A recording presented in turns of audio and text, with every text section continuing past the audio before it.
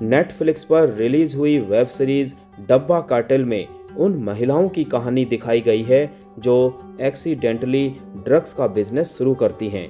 घर घर डब्बा पहुंचाने वाली ये औरतें कैसे डब्बा कार्टेल का हिस्सा बन जाती हैं और आगे उन्हें किस तरह की मुश्किलों का सामना करना पड़ता है, ये दिलचस्प कहानी इस सीरीज में बताई गई है। ओटीटी प्लेटफॉर्म पर मौजूद अपराध का महिमा मंडन करने वाली सीरीज में अब डब्बा कार्टेल के रूप में एक नई सीरीज शामिल हो गई है। फिल्म में शबाना आजमी से लेकर ज्योतिका तक कई ऐसे चेहरे हैं जो अपनी एक्टिंग के लिए जाने जाते हैं, लेकिन फिर भी ये सीरीज देखने में मजा नहीं आता।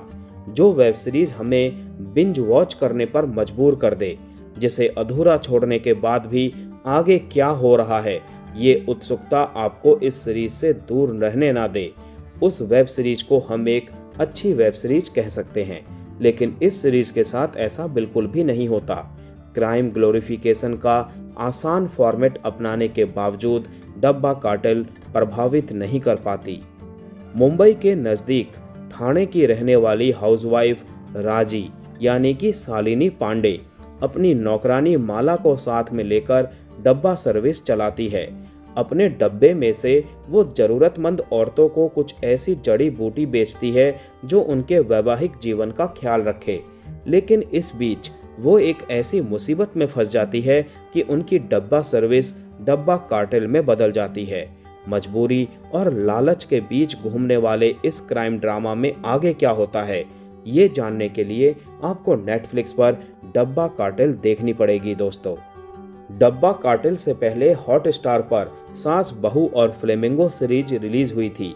राधिका मदान और डिंपल कपाड़िया के इस वेब सीरीज की कहानी डब्बा कार्टेल से ज्यादा दिलचस्प थी।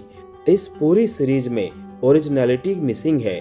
डब्बा कार्टेल में ऐसे कई सीन हैं जो आपको दूसरी सीरीज की याद दिलाते हैं। उदाहरण के तौर पर बात की जाए तो इस सीरीज में एक किरदार है जो अपने साइंस के ज्ञान का इस्तेमाल करते हुए ड्रग्स बनाता है। इस सीन को देखकर आपको ब्रेकिंग बैड की याद आ जाती है। पुलिस की नज़रों से छिपते छिपाते चल रहे ड्रग्स डिलीवरी के सीन तो हमने अनगिनत फिल्म्स और सीरीज में देखे हैं। बड़े चेहरे होने के बावजूद इस सीरीज से हम कनेक्ट नहीं हो पाते। सिर्फ कलाकारों की अच्छी एक्टिंग और बैकग्राउंड म्यूजिक ही डब्बा कार्टेल की यूएसपी है। मराठी परिवार की गुजराती बा का किरदार शबाना आजमी ने बखूबी निभाया है। उनके एक्सप्रेशन हमेशा की तरह सहज हैं। उनकी बहू का किरदार निभाने वाली शालिनी पांडे ने भी उनका पूरा साथ दिया है। ज्योतिका, अंजलि आनंद, साई तम्हणकर सभी अच्छे हैं।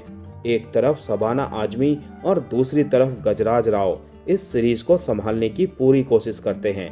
सुनील ग्रोवर अगर इस सीरीज में पहले आते तो शायद ये सीरीज थोड़ी मजेदार हो जाती। दोस्तों, डब्बा कार्टेल सीरीज बुरी नहीं है, लेकिन एक्सेल एंटरटेनमेंट ने हमेशा से अपनी क्वालिटी कंटेंट के साथ हमारी आदतों को बिगाड़ा है और इसी वजह से जब उनकी तरफ से डब्बा कार्टेल जैसा औसत दर्जे का प्रोडक्ट डिलीवर किया जाता है तो निराशा तो होगी ही। जब डब्बा कार्टेल जैसी अपराध का महिमा मंडन करने वाली कहानी को मेकर्स चुनते हैं तब इस कहानी के साथ पूरा न्याय भी करना चाहिए। सोसाइटी में बिना नहाए धोए गणपति का स्वागत करने वाले लोग, जिस उत्सव को लोकमान्य तिलक ने जनजागृति के लिए शुरू किया, उस उत्सव में फिल्मी गानों पर डांस करने वाले बच्चे, हाथ में पत्नी के लाखों रुपए थमाने के बावजूद वह आखिर क्या कर रही है, ये जानने का कष्ट करने वाला पति, ड्रग्स को अलग दिखाने के लिए उसमें फूड कलर्स डालने वाला साइंटिस्ट, ये सब देखकर लगता है कि इस डब्बे के अंदर का खाना ठीक से पकाने की किसी ने भी जहमत नहीं उठाई और इसीलिए अग्नि और सुपर बॉयज ऑफ मालेगांव जैसे शानदार पकवान के बाद अब ये आधा कच्चा स्वाद में फीका डब्बा हजम नहीं होता दोस्तों।